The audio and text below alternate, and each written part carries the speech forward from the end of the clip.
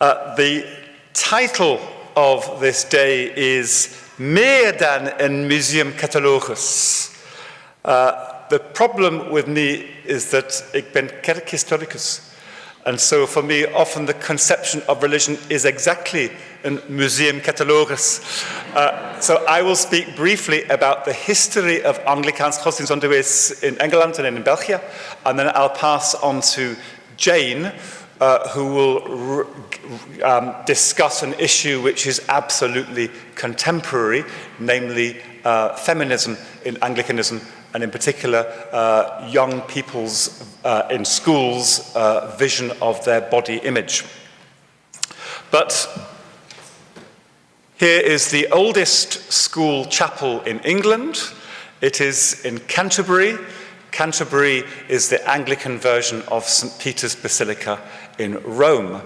And Canterbury Cathedral was founded in 597 by the other Augustine, not of Hippo, but of Canterbury, sent by Pope Gregory the Great to evangelize the Kentish people. And he founded not just a cathedral, but a school. And so the early period of our history in England, before the Church of England separates from Rome in the 16th century, in terms of education, it is only the Church which organizes education, and that, by and large, happens in cathedrals. And the purpose of education is to train clergy. The two great universities, both Jane and I, in fact, are from Cambridge, but there is another great university, apparently in Oxford, which is older than Cambridge. They were founded in 1096 and in 1209, again to train clergy. And the person who helped me prepare these slides, because I used to row, being so tall, well, if you don't know Cambridge and Oxford, you will have heard of the famous boat race. There are people much younger than me now rowing away.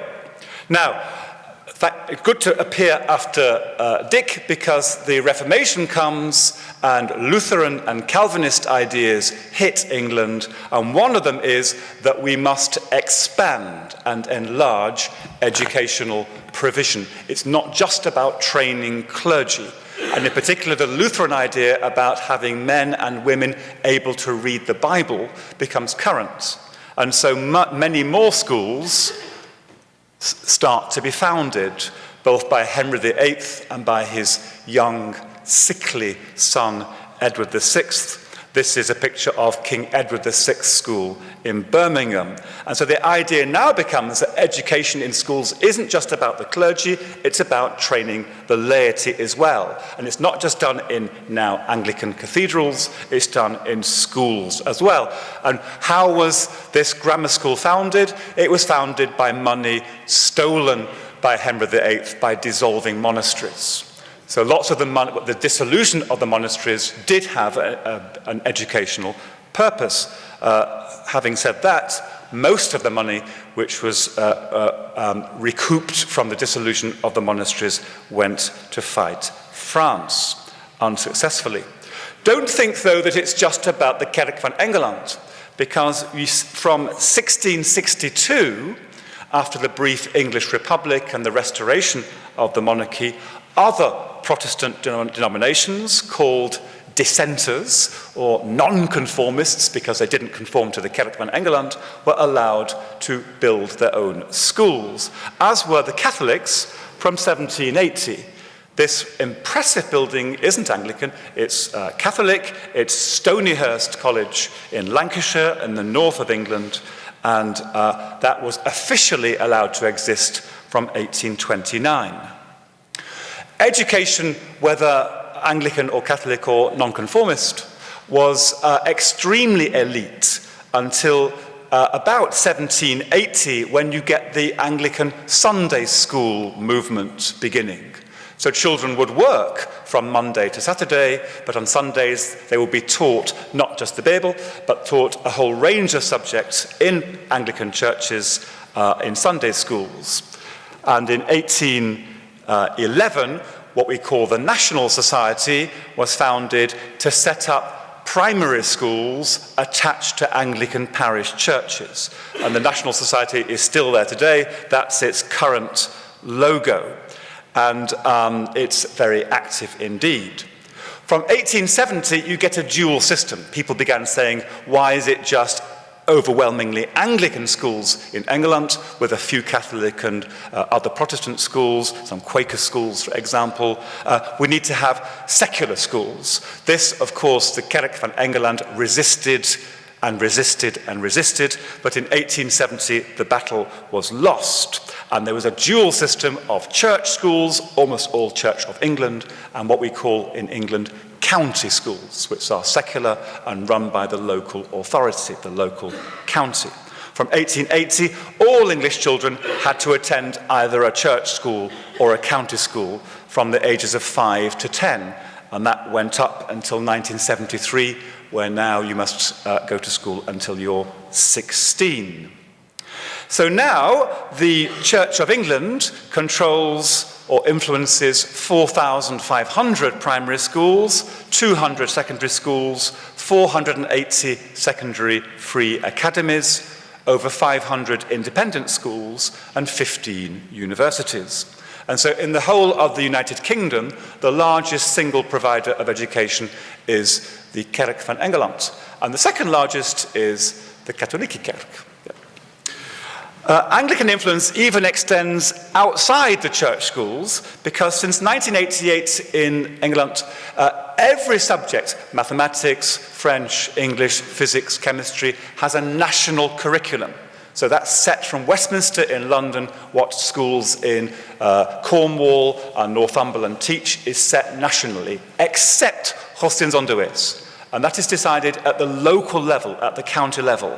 And even on the secular county schools, 25% of the people who decide the curriculum for godsdienst are appointed by the local Anglican bishop. So that sense of being a national church stretches even beyond the church schools. There are all sorts of ways of justifying that, but that's the situation we have at the moment. In Belgium, it's very kind of you to invite us, because we are tiny. We are really tiny. We have a grand total in Belgium since the Pacte Scolaire of 1954. Now we have a grand total of 7 teachers of Anglicaanse godsdienst, none of them full-time.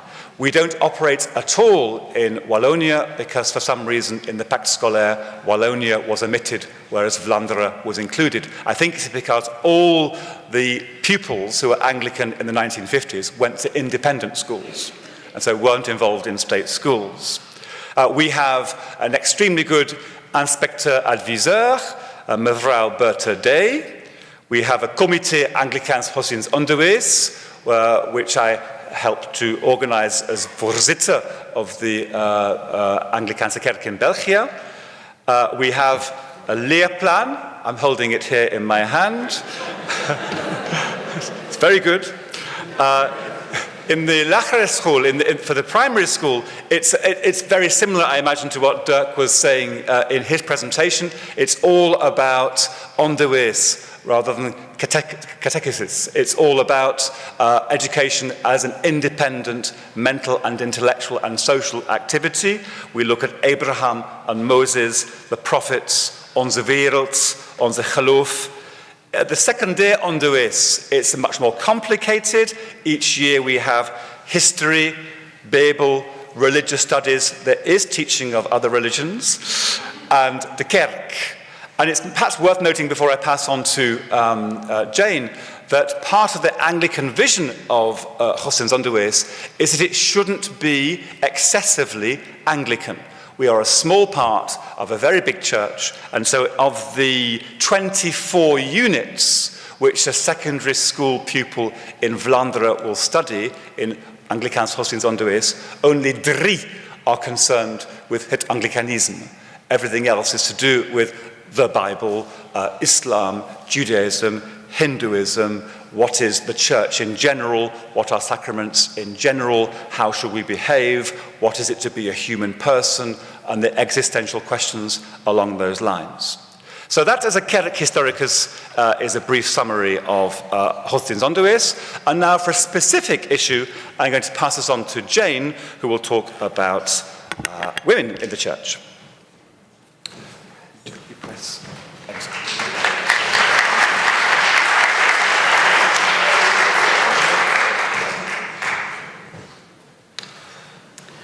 Dus ik ben Jane McBride en zoals jullie hebben gehoord, ik ben priester in opleiding bij St. Martha and Mary's Anglicaanse kerk te Leuven. Als deel van mijn priesteropleiding volg ik ook een onderzoeksmaster in Theology and Religious Studies aan de KU Leuven. Mijn major is Bijbelwetenschappen. Ik zal spreken over het onderwerp van een deel van mijn onderzoek, namelijk Anglican Ordination Feminism. En ik vind dit onderwerp relevant voor het godsdienstonderwijs, want het tracht duidelijk te maken hoe belangrijk het is om jongeren te leren zichzelf te waarderen, trots op zichzelf te zijn en om genderstereotypering te vermijden. The Church of England first ordained women as priests in 1994. And at the same time, they made provision for parishes and congregations who didn't want women as priests. Those provisions remain today. You can, as a church council, choose whether or not you will accept the ministry of a woman. The playing field is therefore not yet level, but it's only been 20 years. Many of you will be familiar with the arguments against the ordination of women. Many of them are used in other churches too. We have two distinct camps within Anglicanism: those who call themselves Anglo-Catholics, where the issue is apostolic succession always having been male. Sacramental ministry should therefore not be performed by women. And on the other side, we have the evangelicals. They use arguments that go back to Thomas Aquinas and Aristotle, who said that women are unfit by nature to bear authority. And they quote Paul, who says in Corinthians, Christ is the head of every man, and the husband is the head of his wife. Women should therefore not lead, not teach, and not preach.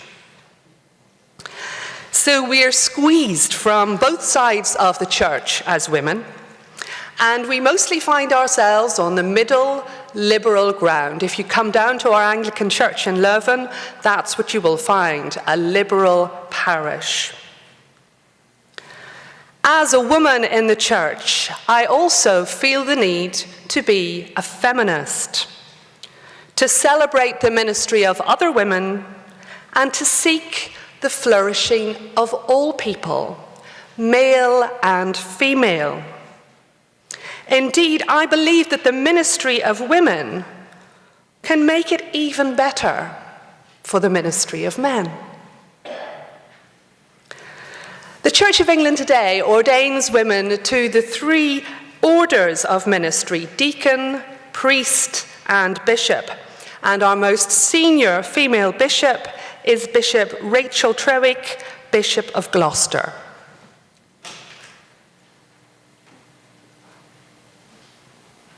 Yes. So there's Bishop Rachel, and this is what is on her agenda.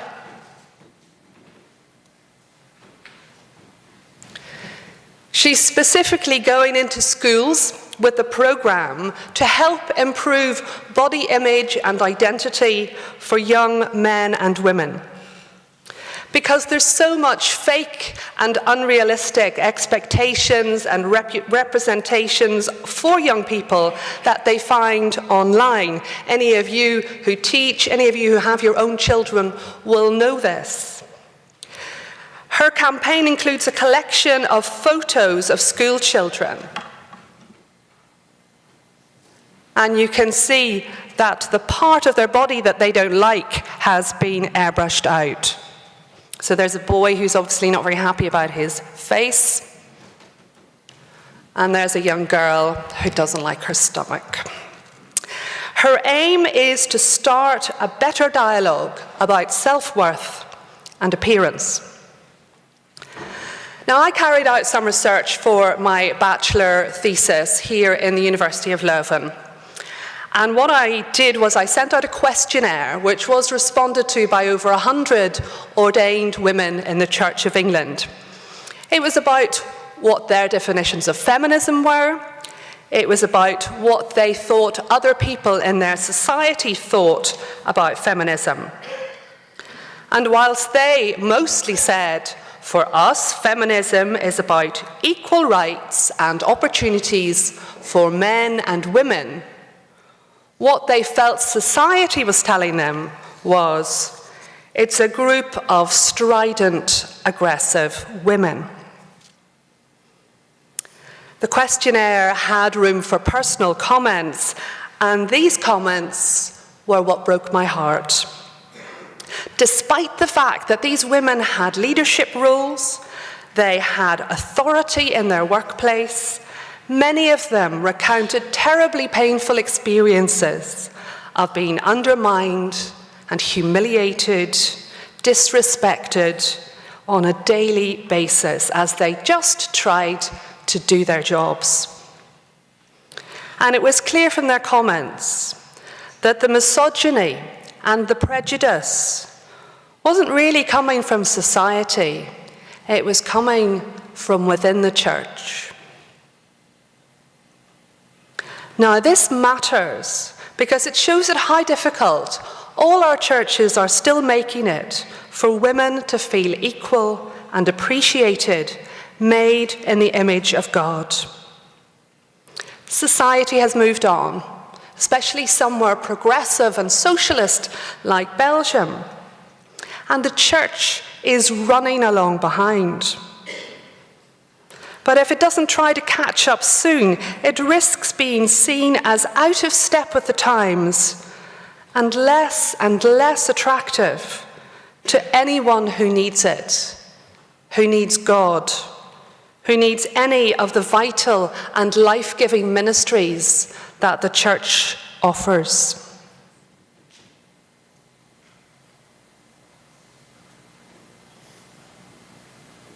As teachers of religion, you can help change the message by communicating to young people, girls and boys, that feminism, in the sense of striving for the equal flourishing of all God's creatures, is not something to be feared and avoided.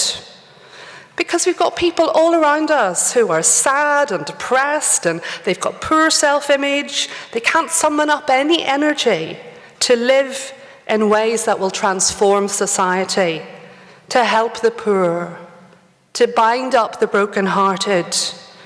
They're just too needy themselves. Mijn dochter Lucy, jullie hebben haar vroeger een beetje gezien, hierboven. Ze is nu 12 jaar oud. En toen ze 9 was, zei een van haar onderwijzers: weet je wat, Lucy, je zal nooit echt slim worden. En ondanks dat ze het goed doet op school, dat ze ijverig en braaf is, leeft ze toch met de angst dat ze nooit slim zal worden. En ze associeert dit zelfs met een meisje zijn. Als ouder voel ik mij verantwoordelijk om te tonen dat het niet zo is. God is een feminist. Je hoeft niet te ver in de Bijbel te lezen om dat terug te vinden. Jezus is ook een feminist. En als leraren staan jullie in de unieke positie om in staat te zijn om het verhaal te veranderen. Dat onze jongens en meisjes geen gelijke waarde hebben. Dat uiterlijk belangrijker is dan karakter. Dat er genderrollen zijn waaraan men dient te gehoorzamen. Dit zijn opvattingen gevormd door de samenleving, maar niet tegengesproken en soms zelfs versterkt door de kerk.